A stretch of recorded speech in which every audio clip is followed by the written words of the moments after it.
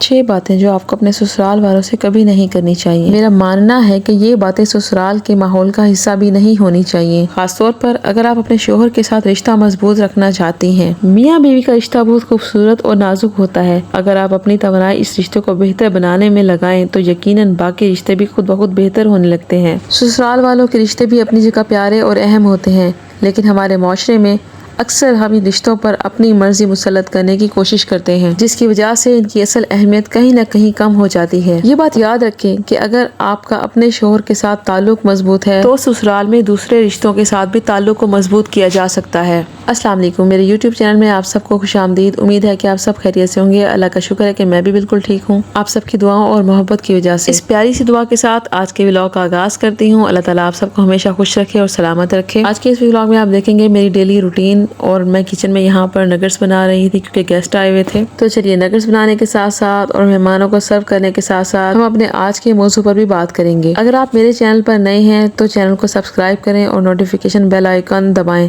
تاکہ ہم ایک فیملی کی طرح جڑے رہیں۔ تو آئیے شروع کرتے ہیں آج کی بات۔ سب سے پہلے چیز جو آپ کو اپنے سسرال والوں سے کبھی شیئر نہیں کرنی چاہیے وہ ہے شوہر اور بیوی کے درمیان ہونے والی ناراضگیاں۔ میاں بیوی کے درمیان چھوٹی بڑی بہت سی باتیں ہوتی رہتی ہیں جن سے وقتی ناراضگی پیدا ہوتی ہے۔ کبھی ایسا بھی ہوتا ہے کہ دونوں ایک دوسرے سے بات نہیں کرتے اور دل میں بہت سی شکایات جمع ہو جاتی ہیں۔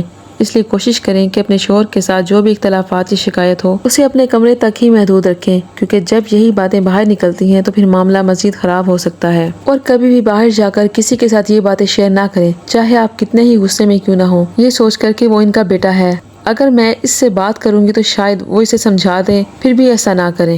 حالات جیسے بھی ہوں کوشش کریں کہ اپنے اور اپنے شوہر کے درمیان کی بات کسی تیسرے شخص تک نہ جائے۔ خاص طور پر اگر آپ مشترکہ خاندان میں رہتے ہیں تو اکثر دل کرتا ہے کہ دیورانی یا جٹھانی سے بات کر لی جائے، لیکن یاد رکھیں کہ یہ صرف میاں بیوی کا معاملہ ہے۔ جو بھی ناراضگی ہو اسے اپنے درمیان ہی حل کرنے کی کوشش کریں، کسی اور کو اس میں شامل نہ کریں۔ اور ایک اور اہم بات، اگر کمرے میں آپ دونوں کے درمیان کوئی بحث بھی ہو رہی ہو تو کوشش کریں کہ آہستہ آواز میں بات کریں، اپنی آواز کو زیادہ اونچا نہ ہونے دیں۔ بس یہی سمجھداری ہے، اور کاش کہ ہر میاں بیوی یہ بات اچھی طرح سمجھ لے۔ میاں بیوی کے درمیان میں ناراضگی چاہے کتنی ہی کیوں نہ ہو، کوشش کریں اسے کمرے میں ہی ختم کر دیں اور باہر تک بات نہ جانے پائے۔ عام طور پر ہوتا کیا ہے، اگر میاں بیوی کی ناراضگی ہو جائے تو جب وہ کمرے سے باہر آتے ہیں تو ان کے چہرے کے تاثرات سب کچھ بتا دیتے ہیں، یا وہ ایک دوسرے سے ایسے انداز میں بات کرتے ہیں یا ہلکے ہلکے طنز کرتے ہیں جس سے دوسروں کو فوراً اندازہ ہو جاتا ہے کہ آج ان کے درمیان میں کچھ ٹھیک نہیں ہے۔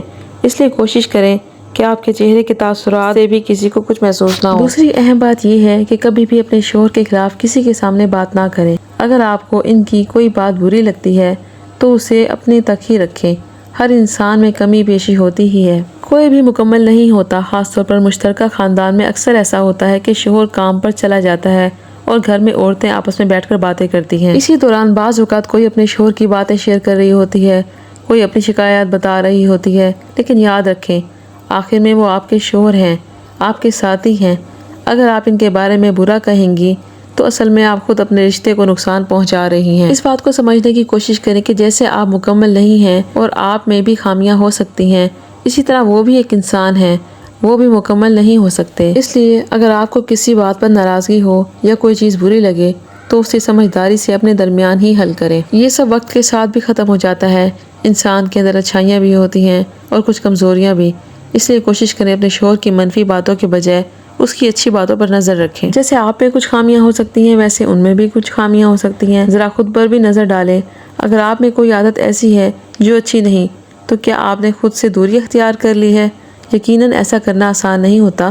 تو اسی طرح اگر شوہر میں کوئی کمی ہے تو اس کے ساتھ اس کی خوبیاں بھی تو دیکھیں، شاید یہی چیز آپ کے رشتے کو مزید خوبصورت بنا دے۔ مجھے ایک میری بہن کا کمنٹ ملا تھا تو اس میں انہوں نے بتایا تھا کہ ان کے شوہر بہت اچھے ہیں، بہت خیال رکھتے ہیں، ان کی ہر ضرورت پوری کرتے ہیں، لیکن جب وہ غصے میں آتے ہیں تو خود پر قابو نہیں رکھ پاتے، سخت باتیں بھی کر دیتے ہیں اور بعد میں معافی بھی مانگ لیتے ہیں اور انہیں منا بھی لیتے ہیں۔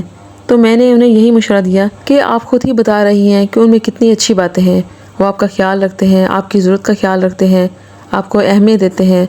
تو اگر کبھی وہ غصے میں آ جائیں تو اس وقت انہیں نظر انداز کرنا بہتر ہے۔ ایسے وقت میں بار بار جواب دینے کے بجائے تھوڑا سا خود کو الگ کر لیں۔